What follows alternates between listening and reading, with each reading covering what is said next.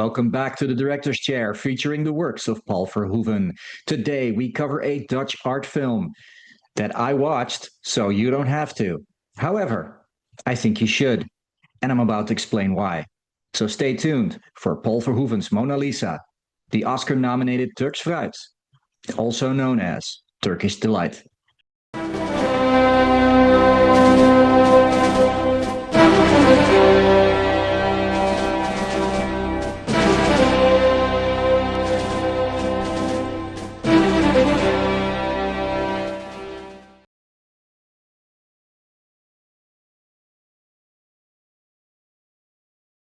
Turks Fruit, or Turkish Delights, from 1973, the year I was born, produced by Rob Hauer, that is spelled Houwer, pay attention kids, directed by, of course, Paul Verhoeven, or Paul Verhoeven as I like to call him, written by Jan Wolkers, screenplay by Gerard Souteman, cinematography by none other than Jan de Bond, score by Rogier van Otterlo.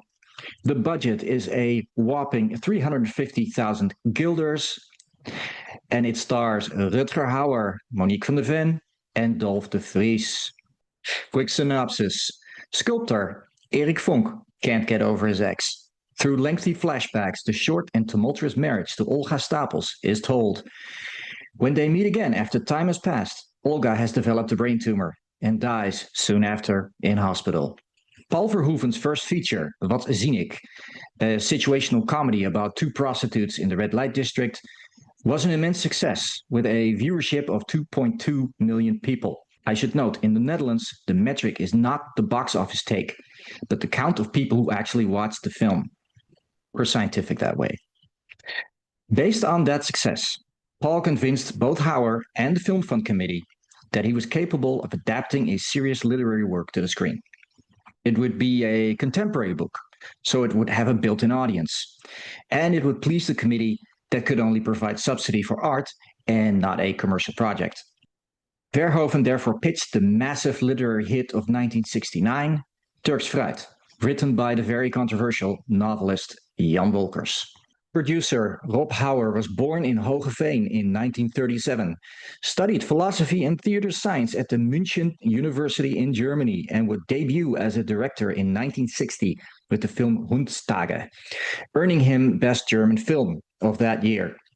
He would win a Silberen Bären, which is a silver bear, the German Oscar, at the Berlin Film Festival for his film Anmeldung. In 1962, he was in fact one of the founding fathers of the Oberhausener Manifest. Now what, pray tell, is the Oberhausener Manifest? This was a joint declaration of young filmmakers to say goodbye to daddy's kind of movies. They literally said, Papa's Kino ist tot, which means daddy's movies are dead. They called themselves Des Neuen Deutsches Films, the new German cinema. Up until then, there were other film movements like Nouvelle Vague, and there was Cinema Novo. The main proponents of that were Jean-Luc Godard and Eric Roemer, daddy's movies. Those, however, were counter movements to Hollywood and what was perceived as cliché filmmaking. Now, obviously, very little has changed in the current post-theater streaming era. Hauer, however, ultimately found his calling in producing instead of directing and became one of the premier German movie producers in the 60s, with a string of hit movies. His most famous one is Mord und Totschlag. It would get a Palme d'Or nomination at Cannes, which is the French Oscar. He was also notable for producing influential documentaries about Billy Wilder, Hitchcock, amongst others. Not all of his movies in Germany were great. He liked money. So he dabbled in the production of the very lucrative but disreputable soft porn movies. We would call them Tirolers. Ultimately, he crossed paths with Paul Verhoeven, and they would have a strained, contentious, and often adversarial relationship. However, those were by far his most successful years. In the 70s and 80s, Hauer produced a string of films, all more or less based on this movie, Turks Fruit, and that model, filming a live-action version of a classic novel. However, they lacked the team of Verhoeven and Souteman to bring it to life, so he never managed to really replicate the same level of success. Hauer was a pioneer in many fields. He produced the first feature-length cartoon in Dutch history, Als je begrijpt wat ik bedoel, which was basically translated, if you take my meaning. It's about the beloved comic book character Tom Poes, also one of Paul Verhoeven's favorites. He founded his own cable network called Filmnet. It would later be sold to Canal Plus. That was an all-movie cable channel outside of the traditional television networks. You would need a decoder to watch it, and parts of the broadcast would not be scrambled. And that's how many of us watched our first porn, for example, or saw parts of films we were deemed too young to watch or that we might have missed in the theater. On the regular circuit, it would take years for a film to reach television. Jan Wolkers and the novel Turks Fruit bears explanation. Jan Hendrik Wolkers was born in 1925 in Oegstgeest. That's, by the way, near Leiden. And incidentally, the first place Paul and Martine Verhoeven lived in after they left their student rooms. Wolkers was a renowned author, sculptor, painter. He was a great commercial artist. His stuff is still everywhere to this very day. In his lifetime, he refused all awarded prizes, all accolades. He was one of those. He was most famous for his literary works. Wolkers saw himself, however, first and foremost as a sculptor. Many cities in the Netherlands have commissioned works by him. They're mostly bronzes,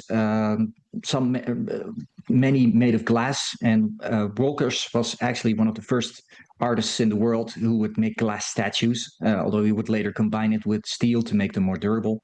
Wolkers would marry 3 times. His first marriage ended because the family suffered the tragic loss of their daughter Eva. It drowned in the bathtub. Death, as a result, became one of the important themes in his literary craft. It's a cope, in many ways, after all. In 1958, he married his second wife, Annemarie Nauta. Short marriage. And although Wolkers himself denies it, many critics and Nauta herself attribute Olga in the novel Turkish Delight to the real-life Annemarie. As I said, Jan Wolkers denies this because the critics are always right, aren't they? They know better than the artist. The missing link here is, in fact, that writing fiction simply doesn't work that way. Creativity does not have a clear source. When crafting a story that has to overcome suspension of disbelief, you write what you know, sure, but it gets jumbled by your subconscious. The book is not a memoir, it is a novel. So the events and the characters serve the story. It is not relating events in real life where the narrative would be factually driven. What fiction in its core is has always been lost on literary critics for some reason. It's been lost on the lazy journalists and the slow-witted content producers that follow them. And then you have what you have here, the ex angry that she was the subject of the book when she really wasn't. In 1963, Wolkers then met and married the 70-year-old Carina Gnide. A happy marriage that would last until his death in 2007. Jan and Carina, amongst many things, were avid horticulturalists. They had like this massive farm on the Dutch island of Texel. And there's in fact now a yearly book award for the best book on nature called the Jan Wolkersprijs. It's irony since Jan denounced all prizes he received. He received all of them. Otherwise, he would have been knighted. The only reason he wasn't was because there was a clear indication that he would simply refuse, and our royal family doesn't suffer that kind of embarrassment if they can help it. Wolkers debuted his bundle of short stories called Serpentina's Petticoat, and at the time, Verhoeven wanted to adapt it. And this was in the mid-60s, when he was still a student at Leiden University. Wolkers actually worked with the young Paul, but they couldn't agree on the ending. His first novel, real novel, would be Kort Amerikaans. That's short American, and that's a hairstyle. It's a kind of a war memoir. Wolkers published regularly in the 60s. He was prolific. In 1969 came Turks Fruit, his most famous, most successful work. Wolkers' contribution to Dutch literature is massive. Not just because he has written over 20 major works, but because of their effect on other writers and society as a whole. Unlike Reeve, who Verhoeven would tackle with his The Fourth Man in 1981, Wolkers gets in your face with his work.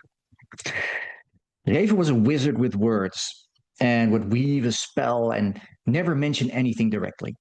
Somehow, His fictional characters would think or act on desires like masturbation, homosexuality, pedophilic fantasies, even infanticide. Yeah. Volkers used profanity and street language and weaponized it in a daring, realistic, hard hitting prose. This might sound familiar. This might sound like Paul Verhoeven's film style. Until Paul met Volkers, he was a math student with a film hobby. Afterwards, the seeds for his later creative output were planted, in my opinion, and this was done by the horticulturist hands of Jan Wolkers. Wolkers is a legend. He did more for freedom of expression and the freeing of the language in art than any other writer before or since. Wolkers was utterly fearless. He was completely uninhibited. If he has to be compared to someone in English literature, it would be a cross between, say, Henry Miller and Ernest Hemingway. Getting your movie made in the Netherlands in the 60s was nearly impossible. There was money for 3 projects, 3. And more often than not, they would be documentaries. We had a government institution that rated films on their eligibility, and they ruled with an iron fist. And as a result, Dutch films, they were few and far between, and they would mostly leave the theaters empty. In 1971, all that would change. In 1971, Blue Movie, it's the title of the movie, single-handedly destroyed movie censorship in the Netherlands. The film rating committee disapproved of the script the first time, but on the second review, they were swayed and they approved it, and it would turn out to be their undoing. This watershed drama, produced by Pim de la Parra, directed by Wim Verstappen, and shot by Jan de Bont, was a smash hit and marked a major turning point in the acceptance of nudity on film. To understand its significance, you have to understand the time. The boomers, that's the baby boom generation that followed after the Second World War, were now outnumbering all other generations and were pushing to dominate the culture. They were coming of age. This was their time. The way Verstappen engineered this change was brilliant in its simplicity. The script on the surface seems perfectly simple and straightforward. In fact, the script is an allegory for the very process this Blue movie was made to break through. It was ingenious. The main character in the film is Michael. He's an ex-con. He represents director Wim Verstappen. His parole officer represents the film rating committee. Michael, who is a former sex offender, he had sex with a minor, receives housing after being released from jail.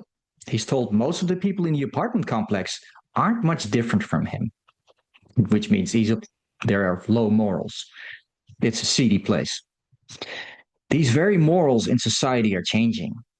Even the parole officer sees that, just like the film committee. They are not blind that the times they are changing, but that doesn't mean they have to change or even approve of Michael or Wim Verstappen's actions. The parole officer suggests he befriends Professor Cohn, who thinks like the parole officer does, right? The correct way of thinking. Just like Wim Verstappen is always told to make nice documentaries, just like Fons Rademacher does. Michael is told to follow the rules, just like Verstappen has to stay within the boundaries of what is considered in good taste. Michael, however, has to deal with reality. And his reality, is what's happening around him. The apartment complex, which is the movie-going audience, functions more or less as a sex commune. It's free love everywhere. Michael starts building a business in organizing parties for these people. Wim Verstappen wants to make movies that people will buy a ticket to see, instead of watching his movie projects fail because he has to adhere to the censorship. Meanwhile, in the movie, the parole officer finds out what has been going on. Michael says, well, this is just reality. I'm just dealing with it. And by the end of the film, Michael shakes off the parole officer. He also shakes off the orgies and the promiscuous sex because he's fallen in love with one of his neighbors. And because he's lived in shackles for so long, he's now become impotent. Pretty cool story. Anyway, the rating committee was swayed, approved the script, much like the parole officer did with the character Michael, by arguing um, in terms they could understand. The film was a smash hit. 2.3 million people saw it, and it at least unleashed a wave of similar projects. There was just no stopping it anymore. There was no point in rating films anymore because new filmmakers could just point out the precedent. Like, well, you let Blue Movie into the theaters, and look what a hit that was. So in this landscape, Paul Verhoeven made his first film, and that outdid even Blue Movie. And so he found the market, and he thought, the time might be right to adapt Jan Wolker's Turks Fruit. And here we are. Turks Fruit from 1973, produced, like I said, by Rob Hauer, not related to Rutger Hauer. They spell it differently, hence why I pointed that out. Rutger Hauer is spelled A-U-E-R. Directed by Paul Verhoeven, as I said. The original cast was Willeke van Ammelrooy as Olga and Hugo Metzers as Eric. Monique van de Ven at the time was still in drama school, and she was up for a part as an extra. She would be one of Eric's early conquests. And so she showed up to audition in a cute little short skirt.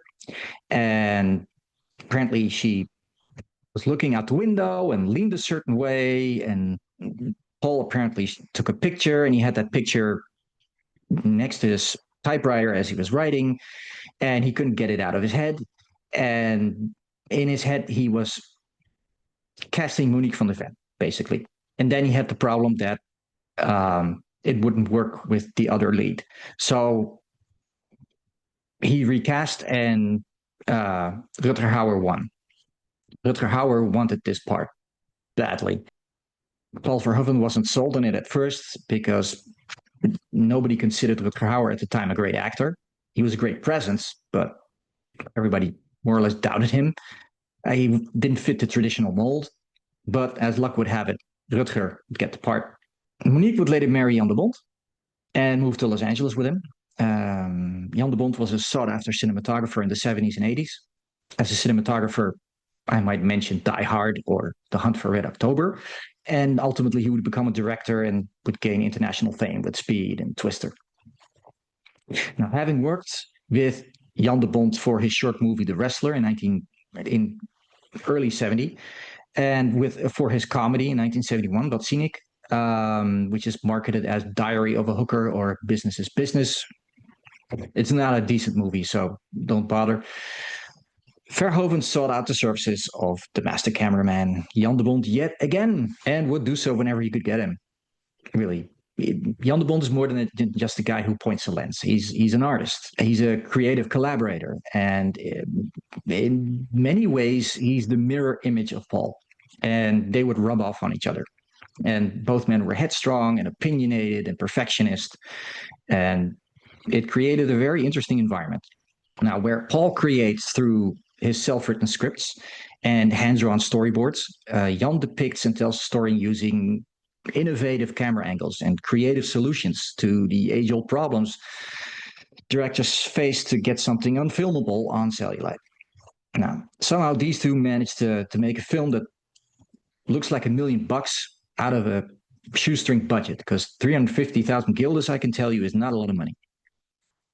Now, if you want an iconic shot that people will remember, you call Jan de Bont. And certainly John McTiernan did for Die Hard. And if you want an idea of what that's like, then just remember the scene where Hans Gruber and his crew walk out of the truck into the building. Now, that scene has been copied so many times, particularly by Marvel. Need I say more? Now, Jan de Bont shot this film handheld. This was way before Steadicam, so he just held the actual camera on his shoulder, and instead of regular static shots, he created this very energetic, kinetic feel. And this would cause conflicts because Verhoeven didn't like it. Paul Verhoeven actually decided to fire him and went to Rob Hauer and said, we got to get rid of this guy because he's nuts, because he wants to do everything handheld. And Hauer's is sort of, well, we can just film it static, don't worry about it. And so they kept doing it, and ultimately, um, Verhoeven finally saw what Jan de Bont was trying to do, and he became convinced that they should shoot the entire movie like this. Then they got into conflict with Rob Hauer, who said no, because it looks crazy, for one, and two, we need static shots because that's more affordable, because it's cheaper, because you need less retakes. Ultimately, Hauer admitted that the Bond had the correct vision, and of course, he would claim that it was all his idea because he paid for it anyway. And well, let's just say Hauer had a penchant for threatening to pull the plug a lot. And it's one of the reasons why he and Paul Verhoeven were always at odds with each other and always bickering, because it was always about money. Now, the ultimate compromise in this situation was by having all the indoor scenes shot statically. And that just makes sense because they shot in a real apartment, ground floor apartment, and the place was cramped. I mean, you have 30, 40 people walking around there. There's no handheld there because you can't walk around. There's another factor at work here. There are a lot of nude scenes. And so nudity on set, now remember, this was the early 1970s. Nudity on set was encouraged, not just for the actors, but for the crew. Everybody got real close and real chummy, and it would create a more conducive creative atmosphere. And remember, we are at the height of the 70s counterculture revolution. So everybody was experimenting with everything, including nudity. So Paul went nude as well. And he he found that a very liberating, positive experience, of course. And so he would offer to do that again to calm his actors when he was filming Basic Instinct. And I would have loved to have been a fly on the wall when he would tell Michael Douglas and Sharon Stone, hey, you guys have to be naked. Don't worry, I'll be naked too.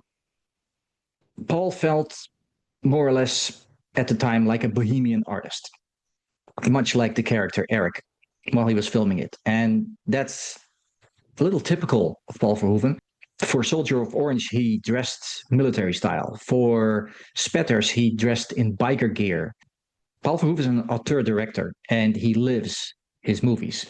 Think of it as method. I think the closest you can compare him to is John Milius, who does the same thing. Hauer and Verhoeven clashed continuously and bitterly before, during, and after filming, because Paul would fight for his movie tooth and nail. Hauer felt the ending was a downer and he wanted to change it. And then the entire crew united behind Paul to stop this from happening. It wouldn't fit with the book if it suddenly had a happy ending. But apparently it took hours for Howard to be convinced. The soundtrack was done by Rogier van Otterlo. He was a traditional composer who switched to composing film scores thereafter. Paul Verhoeven was disappointed by the score, particularly by the use of harmonica, which was done by a musician called Toots Tielemans. But that harmonica would become a staple in Dutch films thereafter, even TV shows. So Paul stuck with Otterlo for subsequent films until budgets and access allowed him to work with people like Basil Polydorus and Goldsmith. Turks Fruit was a massive success with 3.3 million viewers. Now, remember, at the time, the total population was 13.4 million. So that's like almost a quarter of the population saw this film in a theater. It was made for 350,000 guilders and it made 13.2 million. So that's 38 times the production budget. That's how successful this film was. And that's just the Netherlands. We're not talking what it made in Italy and Germany and France and Britain, where the film was also very popular. Currently, only 3 films in the Netherlands have had more spectators than Turks Fruit. First one in 1964, The Sound of Music. Second one was Titanic in 1998 with 3.7 million people. Third was Irma la Douce with 3.6, which is also it's a French film for comedy in 1964. And then comes Turks Fruit, and then Gone with the Wind Trails with 3.1 million. And that was way back in 1939. So we're talking a series landmark here. And it hasn't been topped since. It's still the most successful Dutch movie ever made. This is therefore the most successful depiction of Jan Wolkers' books, although Kort Amerikaans and Terugkeer naar Oegstgeest, which is Return to Oegstgeest, were also very successful. Turkish Delight was released internationally, I think later on in the 70s, and was a major hit. Upon its release in the United States, it received a Oscar nomination for Best Foreign Film. Howard dismissed this, claims that the film by Truffaut, which was La Nuit Américaine, which is Day for Night, starring Jacqueline Bisset, would be a shoe-in for the Oscar. It would ultimately win, but was his reason for not bothering to attend. Paul and Jan de Bont, of course, argued against this, but Hauer wouldn't budge. Monique van der Ven would explain decades later, after Hauer passed away, because you wait for the guy to die, otherwise it might harm your career. She explained that it wasn't just petty jealousy, although that played a part. Hauer knew if Paul gained international recognition at that stage, that he would lose him. And he just made millions off Turkish Delight. So he paid Paul Verhoeven 10,000 guilders. And afterwards, after the movie, Paul had to apply for unemployment wages. And Howard made millions. And so Paul, hungry for more, had to think up a new project for Howard to produce. He had Paul Verhoeven exactly where he wanted him. Showing up for an Oscar nomination, as we all know, is considered a snub. And as a result, you will never be considered again. Paul Verhoeven instead got Razzies, not Oscar nominations, ones he didn't deserve. Rob Hauer effectively stunted Paul Verhoeven's career, and he would do so again and again. The critics. Turks Fruit received scathing reviews. It was universally panned. The media balked at the film, felt it didn't capture the many layers of the book. However, writer Jan Wolkers, the only critic that really matters, loved the film. The book, and thus the movie Turks Fruit, is semi-autobiographical. Jan Wolkers didn't involve himself into the production. He only visited it once because he's an artist himself. And he felt, rightfully so, that he should not interfere with other people's art, even if it's based on his. He did have a powerful influence on both Paul Verhoeven and Rutger Hauer. Rutger, in particular, had trouble with the more sadistic character traits of the main character, Eric, in the script. And initially, he felt he needed to soften Eric to make him more heroic, like the character in the novel. But he wasn't going to get his way with Paul Verhoeven.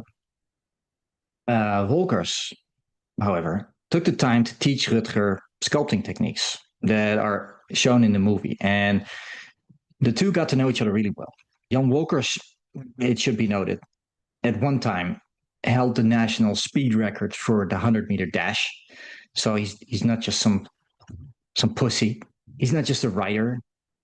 He's not just a sculptor. He's not just a painter. He's a presence, emblematic of the youth movement who wanted more freedom. Jan Wolkers was the writer of my parents' generation. It was one of the first books I read because they encouraged me to. So that should explain a lot about my childhood. Now, according to Rutger, Paul gave him a lot of leeway in how to interpret the character, and as a result, a lot of what Jan Wolkers impressed on him translates to film. Rutger's presence on screen and his ability to adapt traits is probably one of the main reasons Verhoeven fired the original actor. There's a lot of pluses and minuses to Rutger Hauer, but he is arguably one of the greatest physical actors of all time. Rutger Hauer is an imposing guy. He would even dwarf Stallone and outdo him in his own physical acting style. They had this massive set rivalry when they were shooting Nighthawks. And the same thing would happen again with Harrison Ford in Blade Runner. Rutger is gonna Rutger. Now, Paul and Richard Souteman did extensive research, which is typical of them, and interviewed Jan Wolkers, all of Jan Wolkers' former wives, girlfriends, old lovers, based the character in the film more on the persona of the writer than the actual characters in the book, which they felt it was too heroic and it lacked flaws that would be needed to actually depict the main character. Eric in the film is more of a prankster and he's a kind of evil streak. Whereas in the book, the main character is nameless and tells the story from his own perspective.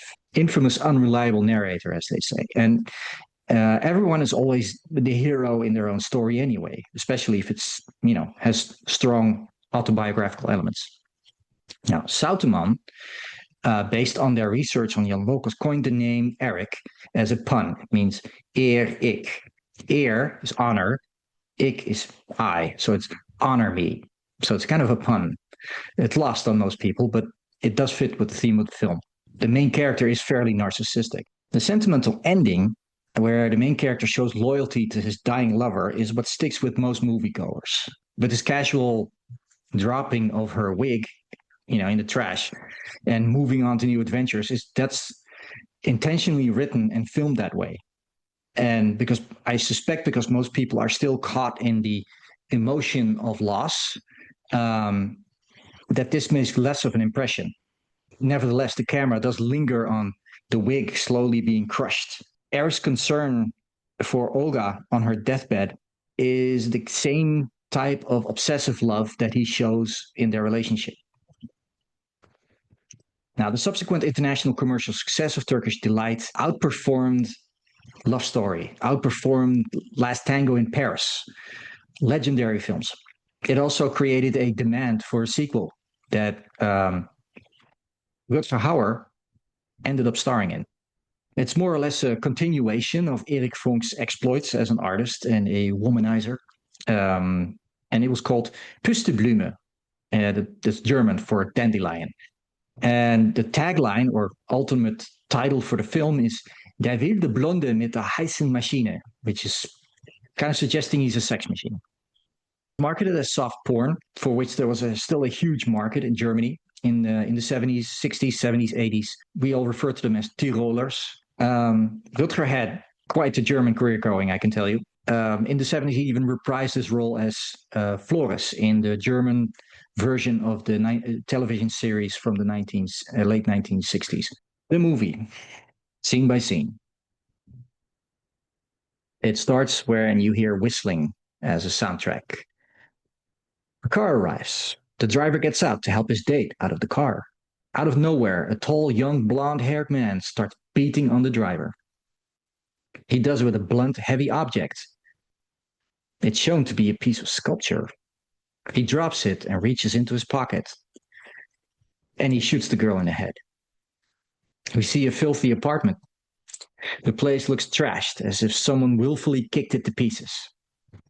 The ravages of a once happy home. Someone is lying naked on the bed. We get a good look at Rutger Hauer's hairy junk. The main character is shown to be still fantasizing. In his fantasy, he's choking the same man. It's a torture scene. He reaches into his leather jacket again, and he approaches the girl. And he starts to choke her again. The man looks rapt, as if he's enjoying his fantasy. Next to the bed is a box full of black and white pictures. It's of the same girl he was just choking. He picks one. He starts masturbating, and he ejaculates while moaning, "Shit, I will lick the shit from your ass." Then he falls back in deep despair. Next, we see him sweeping all the debris out of the apartment. He just empties leftover food into cardboard boxes and takes a hot shower. Cleaned up, he goes into central Amsterdam. He notices a girl talking in a phone booth and he entices her. They have sex. Time must have passed. It looks like he painted the walls white. Poster on the wall of Barbarella. The girl's crying. She complains she doesn't even have a souvenir. So he walks over to the table. He circumvents his penis on a piece of paper, and he hands it to her. Here, go hang that over your bed. Such a great artist. He's back near Central Station. He sees a girl in a convertible, and he just drops into her car. The other cars start honking. They want to get moving. So the girls start arguing with them, not with the guy who just dropped into a car, but with people honking. And you see their images reflected in the boot of the car. Really nice shot. So the next scene, the same girl is pushing her panties down at the apartment. Eric rolls his eyes when he sees the shape of her boobs. but he starts to help her out of her shirt, and then he changes his mind. And he says, no, no, just keep it on. And she asks, why? And he's like, well, I will only use the bottom anyway. So he quickly grabs a pair of scissors and he snaps off a piece of pubic hair. And then he walks off to the table and he has like this big album.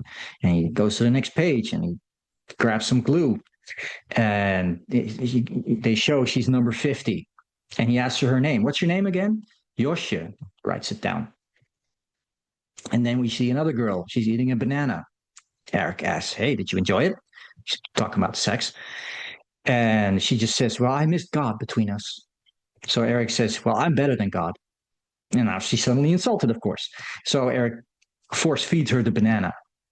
Such a nice guy. A child is crying. Eric is under the covers with his mother. So we see her arm reach out from under the covers to start rocking the stroller, quieting the child as Eric is slamming into her. Next, we see Eric shaking a girl's ass.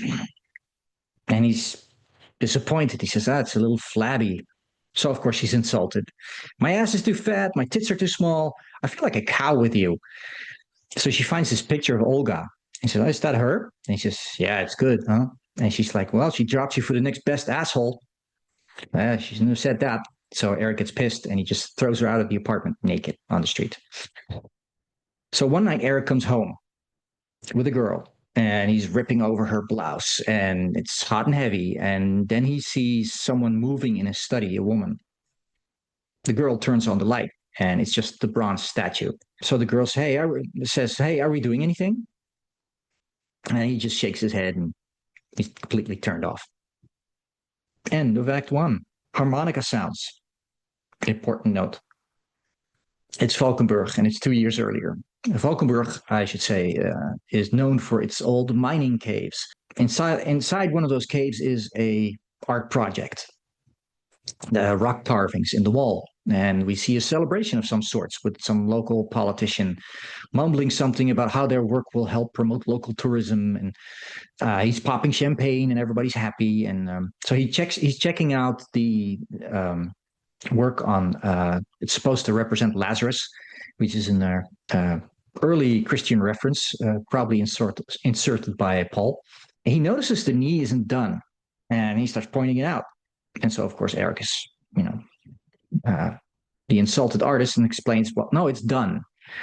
They're depicting maggots. They're worms. And so the politician says, well, you can't do that. And so Eric just explains, like, look, the resurrection was 4 days later. So he would have been covered in maggots and worms.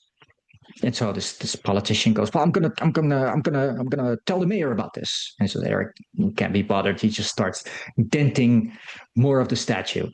So they're in daylight and there's a big party. I think it's carnival. They love carnival in the South. So this is like mid-February, like it is now, at the time of the taping. An older woman wants his kiss. And so Eric gives her like a big smooch. And while he does that, he steals her fur. And so she's pulled away by the crowd and she's like shocked, my fur, my fur. And next thing we know, we see Eric entering the restaurant that's apparently connected to this party. And we see the same civil servant we saw earlier, and he's delivering a speech again. And Eric is wearing the fur he just stole. And so he sits down, and there's food everywhere, and he's like, sort of picking at his food. And then he notices there's like this eye in it. And he looks around and everybody's like scrounging and stuffing their face with food. And so he gets this idea. He looks like he has this mischief in his face. And so he sits back and he starts making this big spectacle. And so people see like this horse eye and they get angry or they run off to vomit or everything is in an uproar. And so this civil servant guy, it's sort of orders dessert. And so they try to eat dessert. And so Eric tries to put a spoon in it. But of course, they brought out the dessert too soon and it's still frozen. And so he actually bends his spoon. And so he starts enticing people to throw it at the ceiling to see if they can make holes in it. And then he starts dancing on the table and he's basically making a nuisance of himself. And they kick him out. So next we see Eric hitchhiking. A pretty redhead in a Bentley picks him up. How's that for luck? So he even says that. It's like, well, do you always pick up hitchhikers? And she says, oh, never. And so she hits her radio and it's like this popular song of the times that pops up. It's about redheads. And so yeah, Eric starts to flirt, of course, the way you do. And he asks if her hair is real and if, the curtain matches the drapes. And she just says, well, why don't you look for yourself? So he says, well, we could park. And so they park and they roll back the seat and they do a quickie. Welcome to Holland. And so he's banging her. And while he's doing that, she's reminding him with every thrust not to knock her up. And so he comes and she asks, well, did anything get inside? And he's like, no, no. He just shows her the rubber. And he's like, no, not a drop. I should add, Durex Rubbers was one of the sponsors of the film. So this was product placement. So Eric is zipping up and he's zipping up too hastily and he gets his dick caught in the zipper. And so he's like in a panic and he's like, do you have a tool? And she's like, no. And so he's like, just drive to the nearest place you can find. So they stop at this farm. And so he makes Olga get out and ask for a pair of pliers. And so she finally gets the pair of pliers. And there's like, you see this farmer couple looking on shocked as he's like operating on himself. And they give the pliers back and they drive off. And then you see the farmer noticing the blood on the pliers and a piece of skin. So they drive off and Olga's now cold.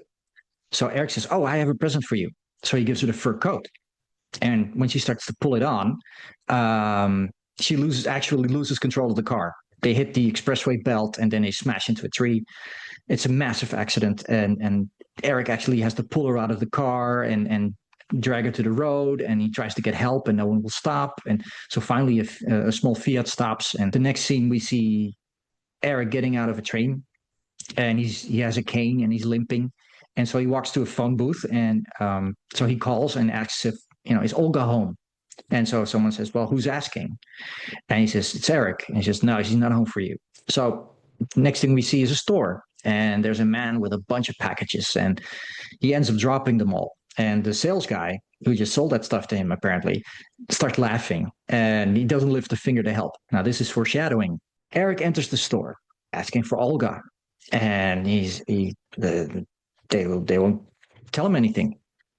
So he asks for her mother and he explains, well, I really like to see her. She's not, she doesn't want to see you anymore. And things get a little ugly and heated. And so the salesman tries to muscle him out and it turns into a sort of fight. But of course, he's hurt, he's limping. So it's not much of a fight. And so he gets desperate and he shouts, I fucked her, I fucked her. And so the salesman who has him by the lapel says, you're not the only one. And then he gets thrown out. We see the lights of the store turning off at the end of the workday, and Eric is limping over in hopes of contacting. And so we see this cop car, which at the time were VW Beetles.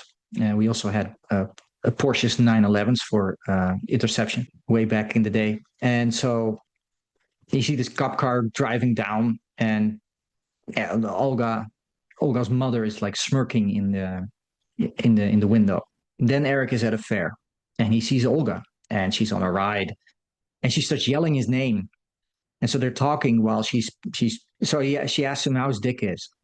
And then she asks him, where were you? And he's like, well, I went to your store, but your mother told me that you weren't there. And she's like, yeah, I was with a girlfriend, and I was pretty messed up from the accident.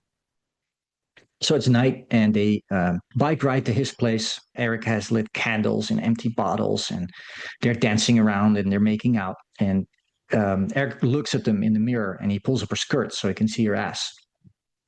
And then you hear the harmonica play again, the melancholy harmonica. And Olga goes to the bathroom, and Eric moves his mirror behind his bed, and um, and she comes out, and then he picks her up and positions her on the bed. And then Olga looks up and she sees herself reflected with like amongst the candles. It's picturesque. So he goes to the bathroom, and when he gets out, she's turned over and fallen asleep, sucking her thumb, which says something. I mean, she's in many ways very girlish and young. And so he sits down in a chair and he just studies her like she's a painting because he's an artist and his obsession is really starting now. Hours later, he wakes up and he's still sitting in the chair, and birds are chirping, and they Yeah, Olga wakes up and they look at each other, and that's, I guess, where the love affair really starts. Because the next thing we see is a car driving up in the daylight, and it's Olga's parents. They are returning home, and Olga's mother reads the mail, and she enters the house, and then she sees Eric on the couch. She like rips open the curtains, and she starts parading them. And it's a statutory rape, and Olga's underage, and Eric just tells her to calm down. They're getting married, and Olga's mom is not happy. And so Olga's dad seems to like the idea, and he gets out the good cherry, and he puts on a classical record, which is the Radetzky March by Strauss, and he has like this booger in his nose, and he wipes this on under his favorite chair. This is all really Volker-esque. The ex-girlfriend Nauta really, really, really hated this depiction of what she perceived as her father, which, if she's not the actual character in the book, shouldn't matter. Fiction, but never date a writer, I guess. So this dad is like singing to the Radetzky March, and he's singing tits and ass to it, the way you do. But he's having a grand old time. He seemed like this affable guy. So next thing we see is, like, because they were talking about ass, we see Olga's butt on Eric's bike. He's whistling the same tune. They're whistling again. Life is easy.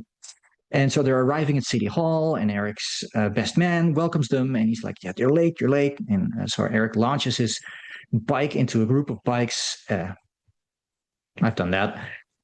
They start running into City Hall, and this is all handheld, so it's really, really frantic. And so they're kind of creating action and excitement in the situation where should it be there? No, but it's fun. And then we get the joke. It's a group marriage because it's probably a Tuesday when you can like marry for free. And so there's multiple couples, and Olga notices that all the other brides are, expecting. They're all like about to give birth. In fact, one of them, her water breaks, and she actually starts to give birth.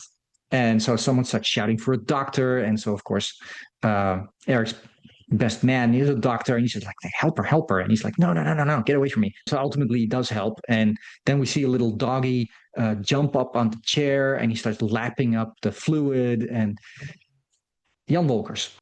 And then they exchange vows, and Olga's happy enough to do that, but she's a little distracted by the woman who's in the throes of labor. So Eric and Olga drive over to the dam on his bike, and we get the famous biking scene. Eric hinders a driver on purpose. The driver almost crashes because Eric is an asshole. He steals some guy's ice cream. Then they bike straight into a liquor store. Next thing we see is Olga dancing with like this gigantic bottle of champagne at home. Makes you wonder if they stole it. So she runs into the cabinet, and she makes like this big pile of rubbers because you need product placement, otherwise you can't pay for this film. They start having fun, and she's like going down on him, and he's pouring champagne over her and lapping it up and all that good stuff. And then the doorbell rings. Coitus interruptus. They get flowers from one of Olga's old school friends. So she starts putting them in water, naked. Welcome to Dutch filmmaking. So after Olga swan dives on top of him, which was also one of the promotional posters of the film. I love that one. She starts to give him head, and then the doorbell rings. They just got a china set, a wedding gift from Olga's aunt and uncle. And so Eric just drops it on the floor, and it shatters, and Olga gets pissed, as anyone would. Now, the doorbell rings again. So Eric screams, and he grabs the vase, and he throws water on whoever disturbed him. And turns out it's his father-in-law. He was there to pick him up for the wedding reception. So Olga's happy, and Eric just sort of suffers through it, and we sort of get introduced to some of their annoying family members. And then the father-in-law sneaks them money so they can go on a honeymoon, and then he dances with his daughter to the Radetzky March again. And then we see him sit down in exhaustion. So we're being told the old man is not doing so well. They're about to lose an ally. Couple stays over in the morning, and Eric finds his mother-in-law's brassiere. It has like this little balloon stuffing, and he's fucking around with it. And Olga scolds him. You should mock her. She had breast cancer, and so he's okay. I'll take it back. So he takes it back, and then he writes, "Greetings, Eric," on the little balloon. to be a dick, and he places it in plain sight. And so they're saying goodbye, and mother-in-law gives her cheek for him to kiss, and so instead of that, he just squeezes the balloon. Charming. Anyway, the soundtrack starts to introduce violins now. Things get more melancholy instead of what they should be, which is happy because they're on their honeymoon. So we see the scene where Olga is buried in the sand, and Eric made like this giant nude sand sculpture around her. And so he's cooking something, and she's like, "Hey, can you give me some?" And he just, instead of feeding it to her, he just drops it on her face because Eric is just such a wonderful guy. She starts screaming and gets angry, and but she can't get out of the sand. So he jumps up on his sandcastle and starts digging her out, and he pulls her out, and they make up. They dance on the beach, and you hear some more violin. And so they're walking down the beach at some point, and Eric stubs his toe. We really get to know him now. He stubs his toe on a some old bottle of vodka or gin or Geneva or whatever it is. And so Olga says, "Don't drink that. I mean, you could get really sick." And so Eric says, "Well, dare me to stop." And he just takes a sip, and then he starts pretending that he's like being poisoned. Olga is not amused. She doesn't like to be reminded of death, obviously. She wades into the water. So that night, by the fire, they cuddle, and he snaps a piece of her hair and he puts it in an envelope. She's upset by it at first, and finally, she accepts that he does this as a kind of reminder. And next thing we know, we see them running into an X-ray room where their friend, the good doctor, Eric's best man, named Paul, self-insert. They're telling him, "Well, we got it," and it's like, "Oh, okay, great." And so apparently they got this gig from the hospital to make a statue, and they're running through the hospital, and they're happy and they're carefree. And Olga is going to pose for the statue, and the soundtrack is whistling. So Olga's posing for the statue, and she's bored out of her mind, and she hears this her song come on, which is the girl with the red hair, and she wants to tape it. So she's taping it, and they have to stop posing.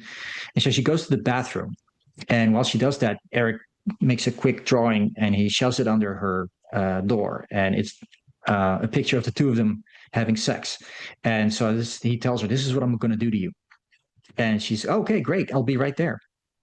And next thing we know, she starts to scream. She comes out of the bathroom frantic. He's like, "I have it too. I have cancer. I have cancer. Look." And he's like, "What?"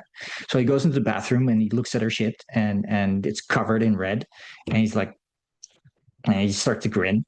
Like, "Look, relax. It's from the red beets we had last night." So he puts he breaks off a flower and he puts that in her ass, and he starts chasing her, and he spanks her on the bench in the garden, which ultimately becomes another movie poster. Very popular in Germany because they like spanking there, apparently. So he tells her he has a surprise, and the surprise is he puts her back on the rack to pose because we continue. Because Olga's a little chagrined, and I guess there are some things more important than sex to Eric, and that's his art.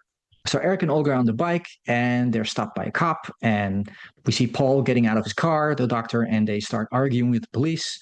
And so two officials come running up, and they start browbeating the cops, and this is the artist, yada yada.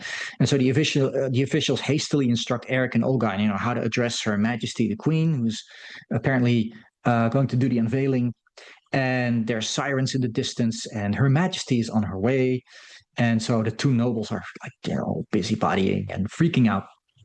And so we get this outdoor shot of the hospital. It's the Vesalius Hospital. That's a real hospital. That's how they filmed it inside. But the outside is not actually a hospital. That's actually Erasmus University, my old school. It's the Woudenstein campus, if you've been there. So the nurses are all put in order, and there's a fanfare, and everybody's standing at attention. And so the queen is getting out, and all we see is her hat. And so I should note our queens always wear like really distinguished hats, and at these social functions. It's really cringe. Olga and Eric are watching, and it's sunny. It's actually really hot. And Olga says, "Oh, I'm hot," and she starts taking off her shirt.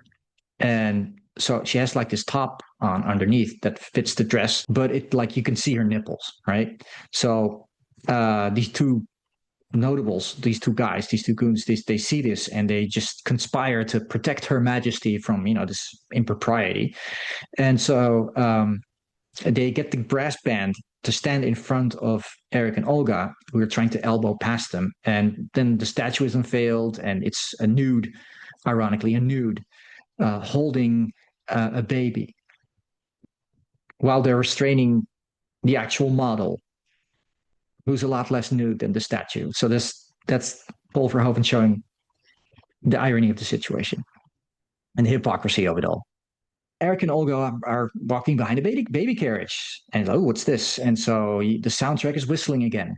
So and Olga doesn't like babies. So what's going on? So you see them dumping the the older molds of the statue into the water. So it's not an actual child. And so you see Eric stealing flowers from a garden, and he when they get home, he puts these flowers on her chest. He says, "Well, I'm going to make a new statue of you just like this." Then he sees like there's like bugs and stuff in the flowers, and he just quickly wipes them off her chest. But it just shows like we had this Lazarus motif of worms and maggots crawling over the resurrected Lazarus, and now we see Olga with like the same kind of bugs on her, grubs and things. So that's a hint. Then the phone rings, and that's what the scene was for. Olga's father is very ill, and then the violence starts.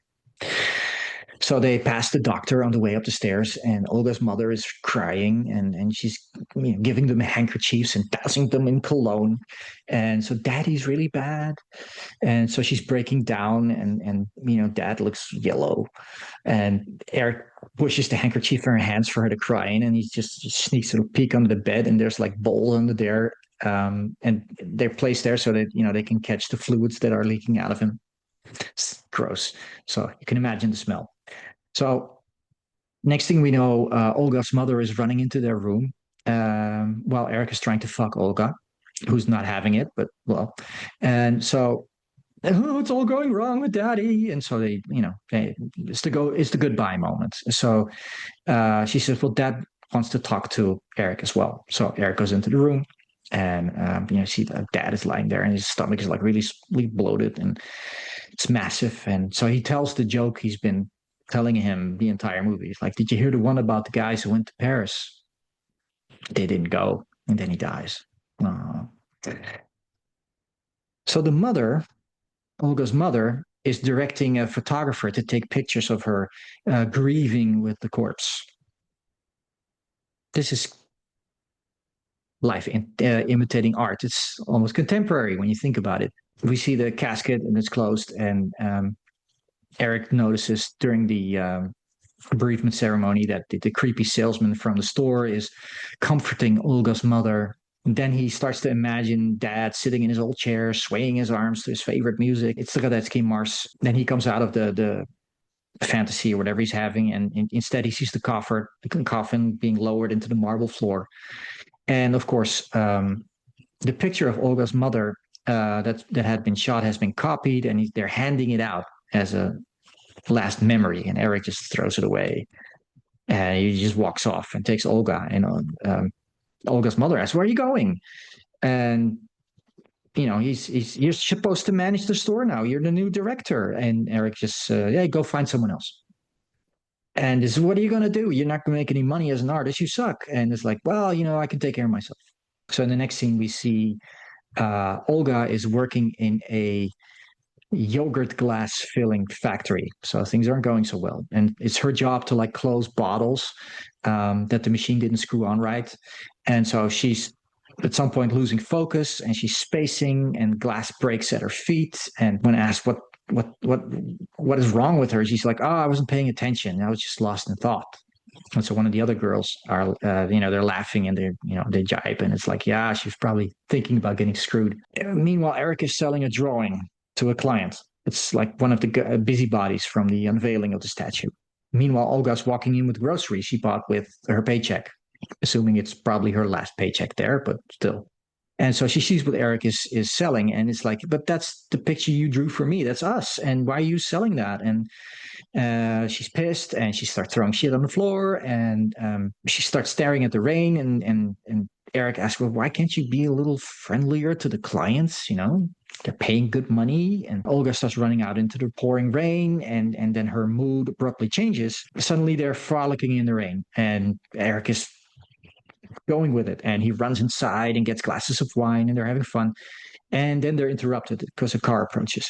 And it's Olga's girlfriend. And she's coming together to Alkmaar because there's stuff going on there that she should be.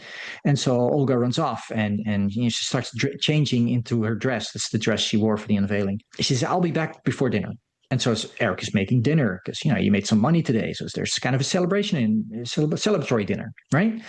And then the phone rings and it's Olga, and he's like, "Yeah, I'm in town, back in town, and we're at the Chinese restaurant. Why don't you come here?" And so he's like, "Okay." So he drives up to the Chinese place and finds everybody drunk, and there's just like this weird red light that they're sitting under, and kind of surreal thing. It's like, is it really happening? What's happening? What is symbolized here? While he's sitting there, Olga's being felt up by some guy, and it turns out that's the new director of the store, and the guy's called Henny. And it's the same guy from the start of the movie who gets his head beaten in and who gets choked. So there's something going on here, right? And so he sees them kissing, and he sees this Henny guy fondling Olga, and everybody at the table seems to be in on this, seems to be happy about it, seems to be egging it on. And so they're all smirking at him, right? And so the table actually starts singing, somehow celebrating that Olga's with this Henny guy. And so Eric is like hunched over, and then suddenly he stands up, and all of a sudden he starts projectile vomiting all over Olga's mother and then Olga herself. So they drag him off to the bathroom so he can, finish puking there. And then he finally comes out and he confronts Olga and he like smacks her hard in the face. And then her mother attacks him. And finally he runs out and gets a cab. And so he gets home and the phone rings and it's Olga. And she just matter of fact says, "Hey, I want a divorce." And so Eric freaks out and we see the destruction of his workshop. And then he breaks down into sobs. And we see maggots crawling all over the dinner he made. So basically, there's no resurrection here, is there? So he gets home. The flashback is over. It's back to the opening scene. We see Eric bed rotting, enjoying his torture fantasies. We see him cleaning up again. And then we see an alternate reality, or it's not sure, but we see Olga's mother and she's walking her dog. Eric comes running up and she tries to deny him entry, but he's like, "Nah, hey, we're still married. And if you want a divorce, there's shit we need to talk about, right?" So he sees Olga apparently for the first time in a while, and he's like, "Hey, you lost weight." And some other hint. And so he's asking her, like, "Why did you go with this guy?" And she just sort of like, well, she starts screaming and it's like, "I felt like it." And so Eric starts chasing her around the room. At some point, it can't end like this. It can't, we're too important, And so, of course, her mother disturbs them because she doesn't want them reuniting. Olga freaks out again, has another mood shift, and she says, "I don't want to be left alone. I want to be left alone." And so Eric just says, "Well, I'm staying over." And the mother says, "Fine, but I'm locking Olga's door." So, of course, the next morning, uh, Olga's mom is walking her little poodle, and Eric seizes the moment and walks into Olga's bedroom. And so he slides her legs apart and he puts the tip in. She's basically begging off, but in a kind of weird way. She's like, "Some other guy had me. Someone else had me." And he's like, "I don't care. I'll just fuck the scene right out of you. Welcome to Jan Wolkers." So Olga's mother shows up, and then the two women start fighting him off. And so Eric just hides into the bathroom and gets into the tub and just soaks in there with lots of bubbles. Next thing we know, we see Eric and he's hiking around the garbage belt and he finds this box of like baby toys and he's driving around in an old Land Rover now. No longer the bike. And so as he drives off, a seagull hits his windshield. So he gets out and he catches it and he checks if it's hurt. And I guess it's hurt. So he takes it home and he feeds it fish heads and stuff. And he's at work and he's melting down his baby toys into art. And then the doorbell rings. It's Olga. She's there to pick up her stuff. And so, okay, they're cordial now. And so her fiance is waiting by the car. And, Olga checks out his work and it's like, so is this what you're doing these days? And he says, yeah, well, it sells really well. And so Olga does her hair in the mirror. Eric starts pulling up her skirt the way he used to do. And then she freaks out again. And she's like, this is why I wanted a divorce. It's like, it's always sex, sex, sex with you. It's like sometimes we'd have it 7 times a day and another mood shift. And so they hug and Eric tells her he loves her and violins start playing. And Olga breaks the spell. And she says, look, I'm getting married and I'm moving to the United States, which is a beautiful case of life imitating art because Monique van der Ven also would move to the United States and go there with her husband, Jan de Bond. I wonder where they got that idea. We see Eric and he's driving down to the beach again and we see him releasing the bird. Bird, it flies off. The soundtrack plays heavy violins. End of Act Two. Eric runs into the Bijenkorf. It's this centuries old department store, and he runs into Olga, of all people. Significant time has passed. He's carrying some African wood carving with nails in it, and he explains it's like a voodoo doll, and you ram nails into it so the person you want to hurt dies. Okay, Olga's changed. She's blonde now. She's acts a little confused. Um, so they have coffee, and she ordered coffee, but starts berating the waitress because she says no, I ordered tea. So she has this weird short attention span, and so she excuses herself to go to the bathroom.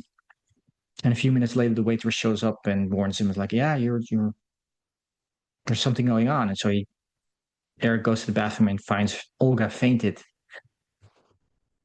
So they're at the hospital, and Eric sneaks in to see what they're doing.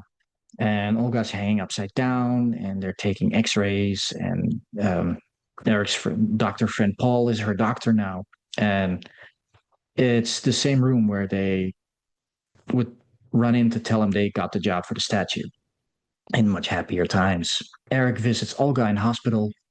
They operated on her. Her head is now shaven. She has a scar where they opened her skull, and she's waking up. And so Eric presents her with a present, and it's a wig. And so she's happy, and so he reads a magazine because she's not allowed to read anymore.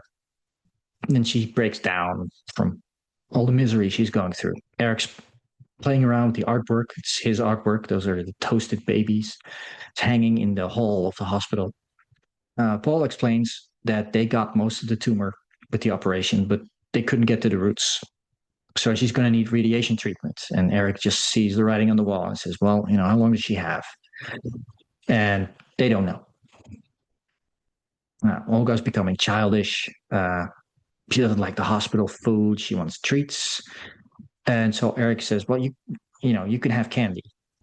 She says, no, no, no, I can't eat that. My teeth might loosen. And he's like, no, that's nonsense. And he feels her tooth. See, nothing wrong. And so based on that, she starts stuffing her food with Turkish delight. That's what the movie is named after. And so Eric can't bear to watch. He looks away, and then Olga says she's bored, and Eric just says, "Hey, we could play a game." Next, we see Olga having a fit, and nurses come running in, and they're giving her a sedative. And Paul comes in and checks on her, and he just warns Eric, like, hey, "You should stay here tonight. I'll have someone bring you food." And the next morning, birds are chirping. Olga's in distress. She's pulling on her wig, and then she falls back on the pillow, and she passes away. And Eric just stands there, frozen. And the harmonica soundtrack returns. Eric leaves the hospital. So we see a nurse running after him. She's carrying the box with the wig in it, and he takes it and he walks out, and he walks past the statue he made of Olga. And then we see the garbage being emptied, and Eric puts the wig on it, and it gets dropped in and crushed. So Paul Verhoeven's career and the Dutch film industry has just hit a major milestone with this film. Thank you for watching. Bye for now.